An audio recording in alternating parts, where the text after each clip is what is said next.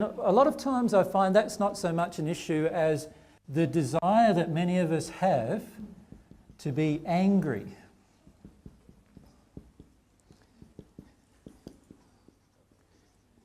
And we'll talk about this as a separate issue because spirits hook into this in major ways.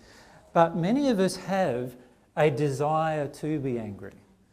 Now the reason why we have them is many-fold. A lot of times it's because we feel like other people did us damage and we're not to blame for it, they are to blame for it, and they should fix it, not us. Does that make sense? So we have a lot of projections or expectations at other people to fix things. And so in the end, we really want to be angry rather than actually deal with the underlying grief. And our desire to be angry, we often are not truthful about. You see, on the spiritual path, when you're angry, what are you looked at? How do people look at you? Oh, you know, you're not very spiritual if you're angry, right? So what they do, what you finish up doing if you're on the spiritual path often, is you suppress all of the rage and anger that's there inside of you. You completely lock it down. And you make out, even to yourself, that you're not angry, right? And you can do this really easily, to be frank, particularly if you become detuned or you go out of body a lot.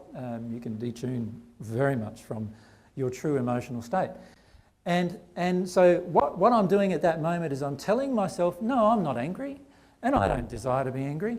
Now, if you're not truthful with yourself, you're never going to get to a causal emotion for a start, right? But secondly, any spirit now can hook into your rage at any point in time and manipulate it, right? And they can do this over and over and over again. And we act in a manner that we feel is not angry, but actually is very angry as a result. Now, I've seen this happen over and over and over with so-called spiritual people who are looked up at by everyone else. Like a lot of people who are in a state where, you know, they're treated like a spiritual guru are actually quite often very, very angry, but in a very suppressed state.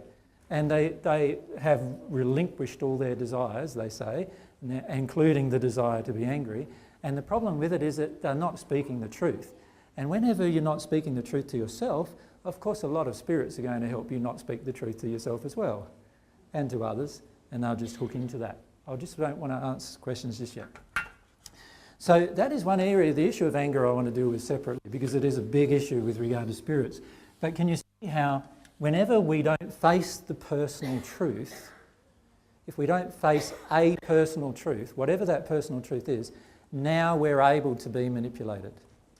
Right? So I'll give an example of what happened with myself and Mary a few weeks ago, and I think I may have mentioned this before, but who knows. What happened was we were driving along in a car and Mary was starting to get really angry with me, right? Really upset and angry with me. And then she noticed that she didn't really feel that angry, but she was verbalising all this angry stuff right at me, right? And she realised that right at that moment that she had a group of spirits around her who were angry with men, and I was a good target. Right? So here's the person on earth who was in the rage with me, in the rage with a man. So I'm the man, right? In the rage with a man. That's pretty obvious. I shouldn't write that there, should I? Superfluous. And so she was in a rage with me, but not understanding actually that there was this group of spirits around her, women spirits, who were actually in a rage with me. They were really, really angry with me. And what they were doing was they were using her to express their rage to me. Does that make sense? And she didn't even feel it was her rage even in the end. She didn't feel that angry with me. She just realised she was saying a heap of things that she didn't even really believe herself. Right? So then we had to look at, all right, well, why would this group of spirits be able to actually influence her in this manner to express their rage to me? And that's when she came face to face with the hook she had to the spirits, which was to do with pleasing women. A woman pleasing other women. Many of you ladies and many of you men with the same gender, the men, have the same injury. This is how it works.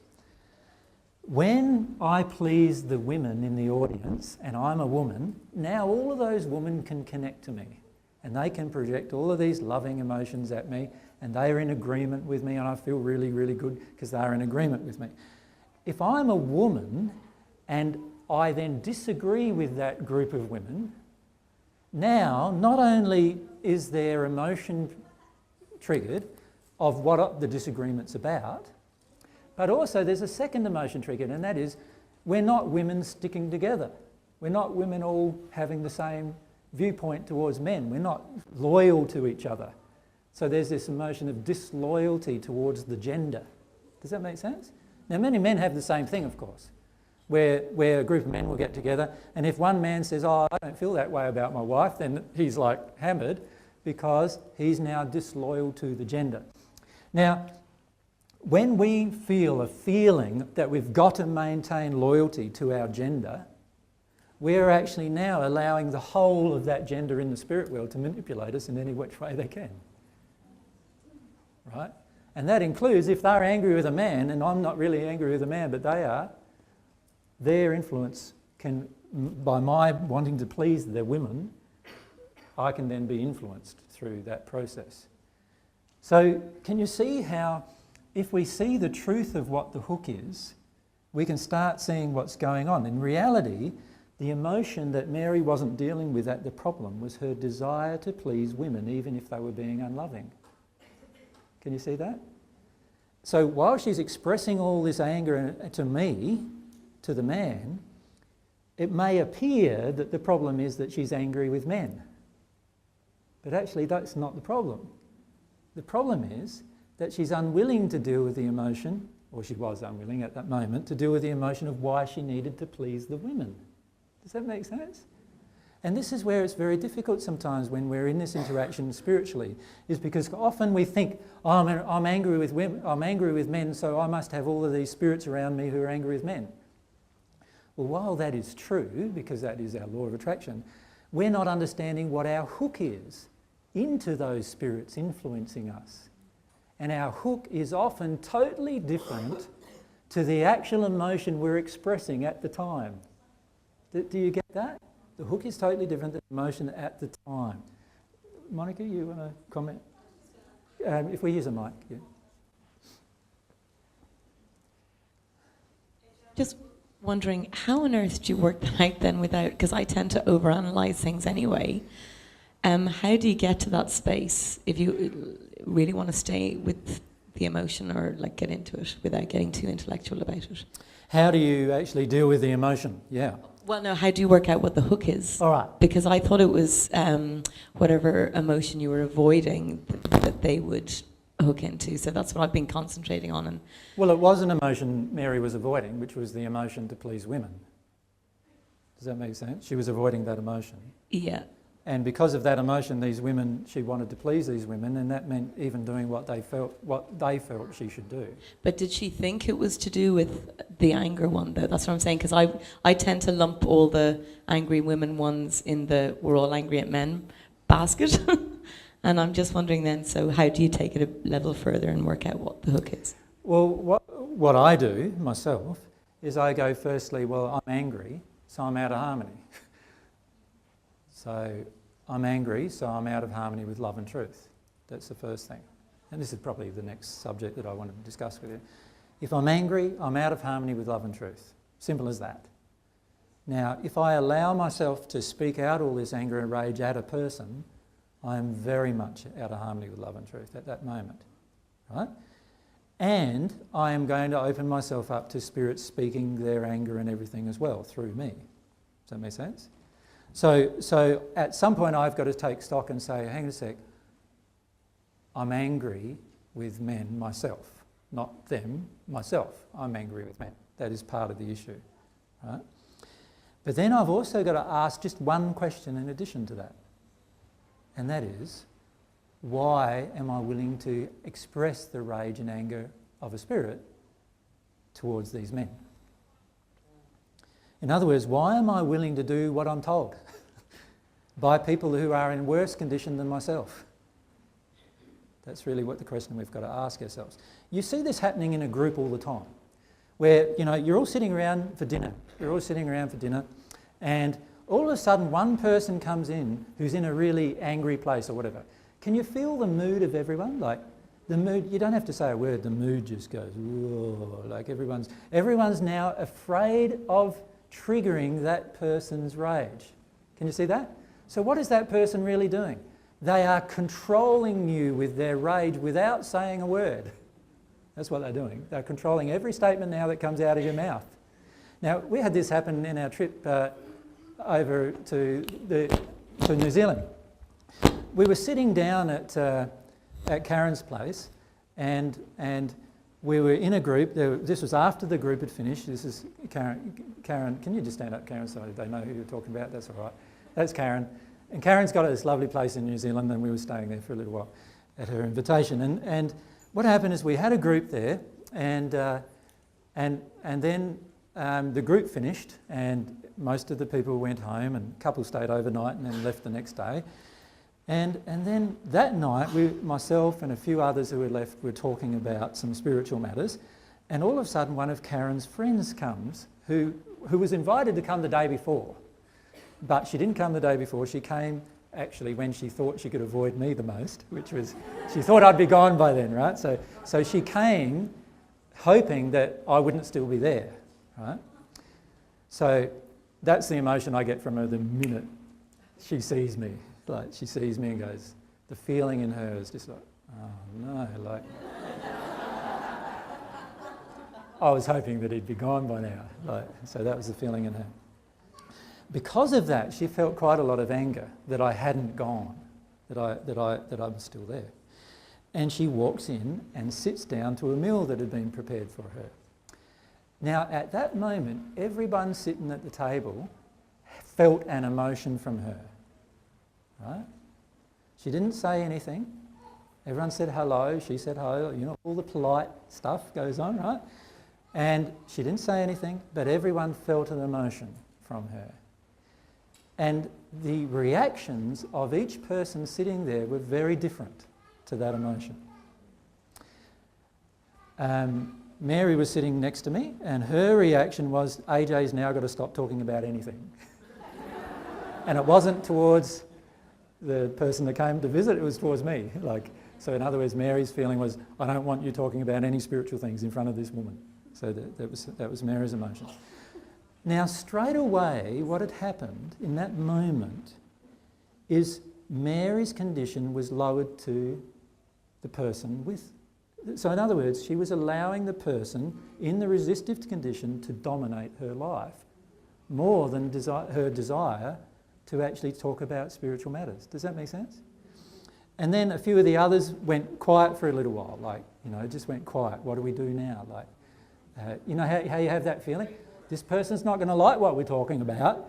Do I still open my mouth and talk about it, or what do I do? Now, the instant we have that feeling, we're actually now in danger of not acting in harmony with our desires anymore, right? What we're doing now is we're acting in harmony with the desire of the person who is actually projecting the rage and anger at me. Then I'm acting in harmony with their desire. That's the purpose of anger when you think about it, isn't it? Why else would you do it unless it's to control? Right? So this is the issue we face with spirits. Oftentimes we have a group of spirits surrounding us who are in a rage.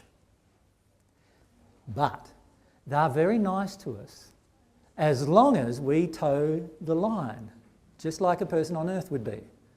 And you know this from any of you who have experienced abusive relationships with a partner, right? The person is nice to you as long as everything that they want to have happen happens how they want it. As soon as it doesn't happen how they want it, they're now angry with you, right? And I'm not saying that they just sit down and have a chat with you. I'm saying they're in a rage with you.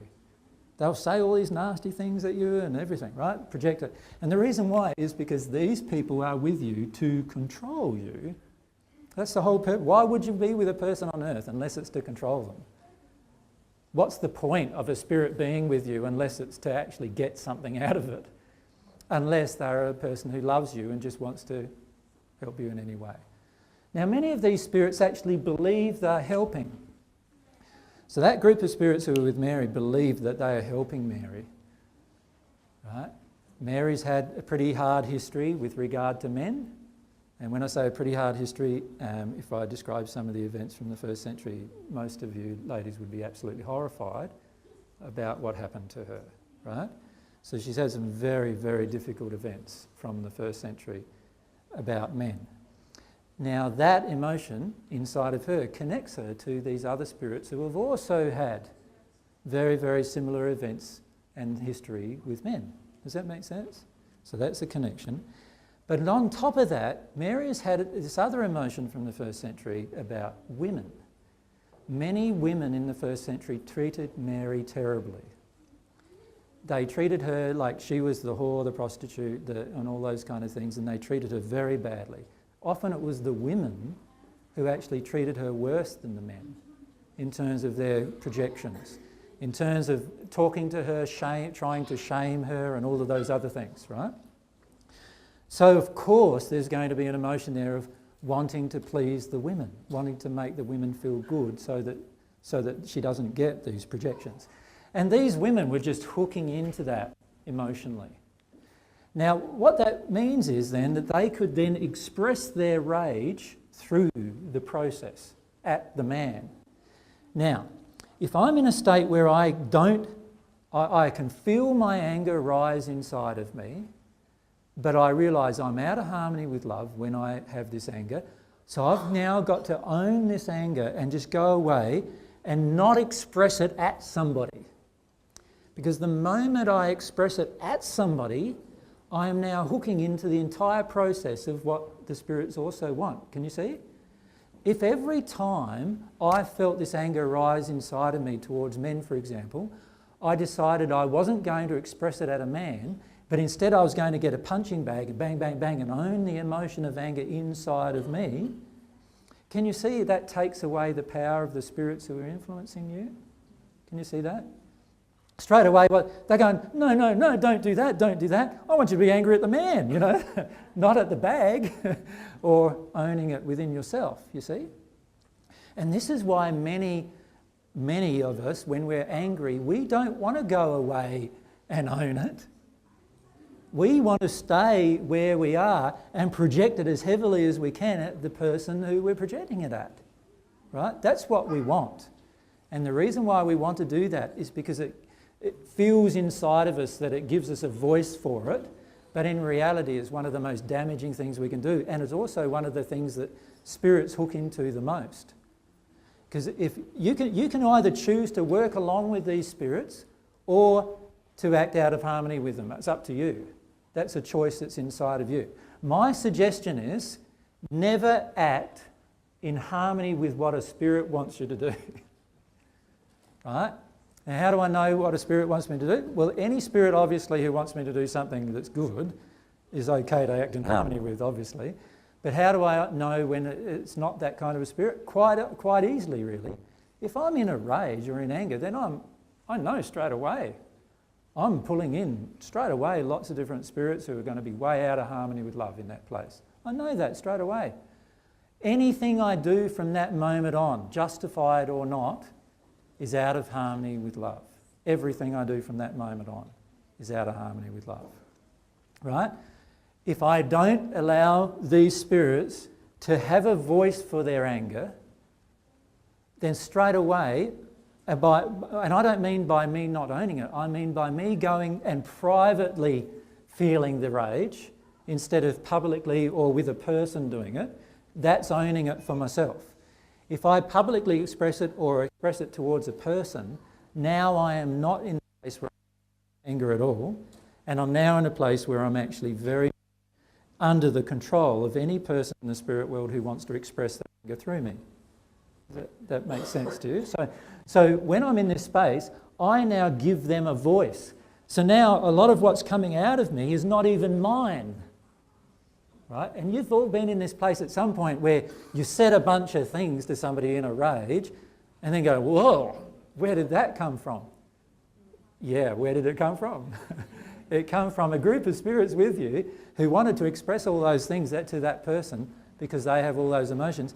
You are certainly connected to those feelings, But you've got to look at where it's come from. The fact is you gave those spirits a voice, right? Stop giving them a voice. They need to own their own emotion. You need to own yours. When you own yours by going and bashing a bag or whatever, now they don't get the voice they wanted. They don't get the means to express it to the male that they hate. Does that make sense? They don't get the means to express it to the mother they dislike or any of those things. They actually now have all of their power in the interaction is now taken away from them. Can we just go over to there and then back, the back there? When you say something and you're projecting anger and you don't actually remember what you've said after the fact, that's often not your own words? Of course. Okay. Why? You'd definitely remember what you've said, wouldn't you, if it came from you? And there's only been one time in my life where I felt so angry that I couldn't see the person I was angry at anymore. I was almost blind rage is the only way I could describe it. Yep. That spirit influence as well? Of course, but remember, every one of these things is a hook. We've got a hook into them. Yeah. We've got a reason why we're doing this with them. Okay. Right? And a lot of times the reason why we're doing it is not because of the anger. That's what I was just illustrating here. The reason why Mary was doing it wasn't because of the anger, it was because of her fear of displeasing women. Does that make sense? Yeah, So if she didn't do it, what would all these women do to her? You know what they did with her for the next 45 minutes? They just projected rage at her because she refused to project rage at me. Right? I can see why you'd want to avoid that. Okay, so you can see why you'd want to avoid it. So if you feel that, you start wanting to project rage at the man again, then that makes everything better. It doesn't make everything better, it just makes your soul condition worse as well. But we often feel it does because we get relief from the spirit world. So if you can think of a lot of the spirits who are in a malevolent condition, they use, you know, the old thing, the carrot and the stick, right? You know how that works? Don't you? Right? You get the carrot when you do the right thing, you get the stick when you do the wrong thing. Any spirit who does that with you, out of harmony with love. Right? So if you feel relief when you do the wrong thing, you know you've got a group of spirits around you who are totally out of harmony with love. And if you feel pressure when you're doing the right thing, you beauty. I know I've got a lot of spirits around me out of harmony with love, and doing the right thing is just challenging them full on. And we're allowed to. This is a spiritual warfare you are in. And when I say a spiritual warfare, this is a battle for your soul that you're in, to be frank. Do you understand that? The battle is for your soul, you. You to be your own self, your own individual, your own desires, your own wants, your own feelings being expressed every single moment. That's the battle. And every time you hook into them, you are no longer yourself anymore. You are now being someone somebody else wants you to be.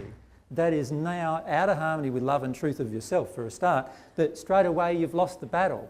Can you see that? Like, we're in a battle for ourselves, for our own soul, to be honest, truthful, loving all the time. And we need to understand that that's where we're at. If we could, right at the back, wasn't it? Yeah, right up.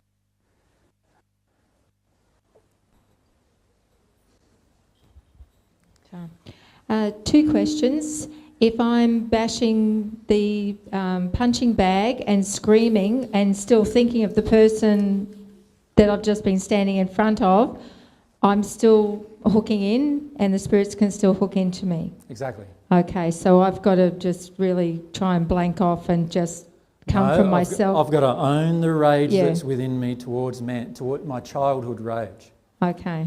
Or the expectation. Remember last weekend I talked to you about expectations and addictions. Every single time an expectation in you isn't met, you will get into anger if you don't have a desire to get what's underneath.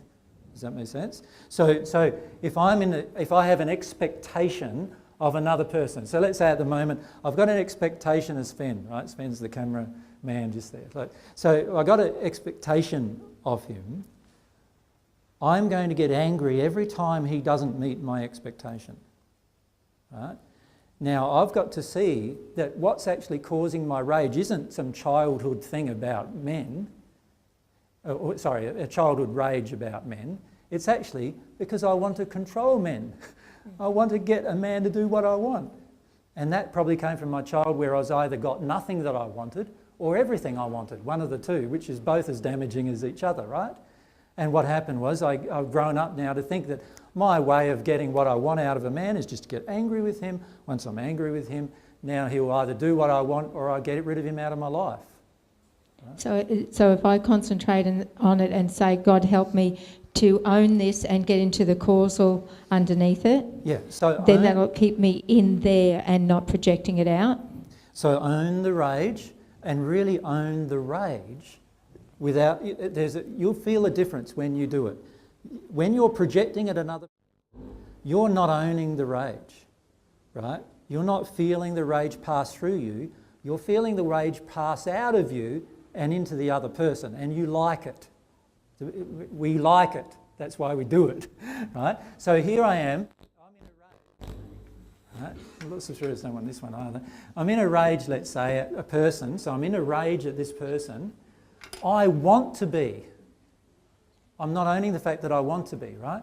When I really want to feel my rage towards women, in this case, because that's a woman I'm in a rage with, when I really want to feel my rage towards women, it will pass through me, not to her. So what you find happen is that you can feel it inside when somebody does this. You can be with a person talking to them and feel that they're in a rage with you, and then all of a sudden they own their own rage inside of themselves, right? And now you don't even feel the projection of rage. They're screaming and yelling, but you're not feeling it hammer you anymore. And if you're sensitive to it, you'll feel the difference between those two states. And you'll also eventually feel the difference between those two states inside of yourself. When I own my own rage, I don't want to have a voice to somebody else with it. I just feel it in me. And ironically, when I'm in that state, very, very rapidly I get to the underlying terror or grief. Like for myself, it's usually a minute. Well, now I don't get into rage very often, but if I do, it's usually 1 minute. 1 minute and I'm crying. It doesn't last very long at all. Can I just ask something else? When you're talking about the willingness to deal with it, Yep. if I'm not willing because I'm not getting into it, can I pray to God to help me have the willingness to get into the causal emotion? Well, I suppose you can pray to God about anything, can't you? But if I'm not willing, I can certainly ask God to help me be willing, but am I being honest with myself? Like, if I'm not willing, wouldn't it be more appropriate to pray to God about why I'm not willing? Okay, I knew there was something that I was missing there. be So truthful. that's why am I not willing? And Yeah. show me that. Yeah, and then show me that. the law of attraction will help me to get into that. Because God's not going to make you willing. Because it's your free will that makes you willing.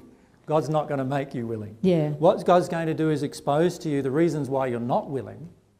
Yes, God will certainly do that. That's more or less what I was getting at. Yep. If I ask him to help me become willing, then through my law of attraction, he will help me to... No. No, I have to ask, why am I not willing? Yes. And then the law of attraction will kick in. Yes, because let's be specific. If I know I'm not willing, how can a prayer to God asking him to make me willing actually make me willing? Like firstly, he can't answer the prayer because it's out of harmony with love. And how is he going to answer the prayer? Only by showing me why I'm not willing anyway. I've got to be open to the why. Yeah. Like, if you're angry, you've got to be open to why you're angry. Like, firstly, you've got to be open to the fact that you are angry, and then you've got to be open to the fact of why you're angry. If I'm not willing, I've got to, like, so many people come up to me at the front and say, oh, I really want to deal with this. Is it happening right now? No. Then you don't. So many people say, but I do. I said, no, you don't. Is it happening right now? No. Then you don't. But I do. You know, you keep getting the same answer back every time. The truth is, a lot of the times we just don't want to face the truth. On the divine love path, you're going to have to face the truth. That includes facing the truth that you don't want to do it. Right? And be honest about the fact that you don't want to do it. And then ask yourself, if you want to go deeper, ask yourself, why? And you'll be surprised what comes up with the why. There's lots of terrors and fears and lots of stuff, shame, all sorts of reasons why I don't want to do it. Can you see the difference? Yeah. Yep. So whenever you feel like, oh, all right, I'm not staying in truth, instead of asking God to help you stay in truth, say to yourself, I don't want to stay in truth. I don't want to. Why? Oh, because if I stay in truth with that person, they're probably going to write me off for the rest of my life. If I stay in truth with that person, you know, if I stay in truth with that person, I'll lose half of my income. If I stay in truth with that person, like, I'll have to leave her and, you know, she'll take half of my livelihood away. If I stay in that, you know what I mean? We have all these emotional reasons why we don't want to stay in truth. But if I don't say to myself, firstly, I don't want to stay in truth, I'll never acknowledge the why. And the why is all of the business. Like, that's the emotional business. That's the processing we need to do, the why. So this is where it's so important to be honest with yourself. Like, when you say to me, I really want to deal with this, but I can't seem to get there. What's going to be my answer? Standard? No, you don't. You don't really want to deal with this. And the reason why you're getting there is because you're not getting there is because you don't really want to. Let's be honest. Then the question is, do you want to know why? Why don't you want to deal with that? Why don't you want to deal with this? Why is a pretty good little question, isn't it? Let's just put it up there. Why is this? Why is so good? Yep. So, I don't want to stay in truth in my personal relationships. I don't want to stay in truth with regard to how I act with people. Why? I don't want to be willing. I don't want to deal with my emotions at all. I'm sick of I'm sick of hearing AJ talk about it. That's why half the time I don't want to go to one of these sessions, you know, even though they're free. How many times have you felt now, up to now, that you'd really like to not come? Many of you are not being honest, because there's plenty of times where you haven't felt that. And the reason is because oftentimes you get presented with some more truth and there's a deep unwillingness to actually deal with that inside of ourselves, right? And we're not willing to ask ourselves why. What we want to do is have some magic cure, you know, like, and I've told you that I can't give you a magic cure, and the truth is actually that God can't either. Because these emotions are within you. So even though I'm talking about the divine love entering your soul and helping you through this process of growth, that's not a magic cure for you holding on to negative emotions. Your holding on to negative emotions is totally dependent upon yourself. That's it. Nobody else. It's totally dependent on what's going on inside of yourself. The question you've got to ask yourself is, why do I want to do that? So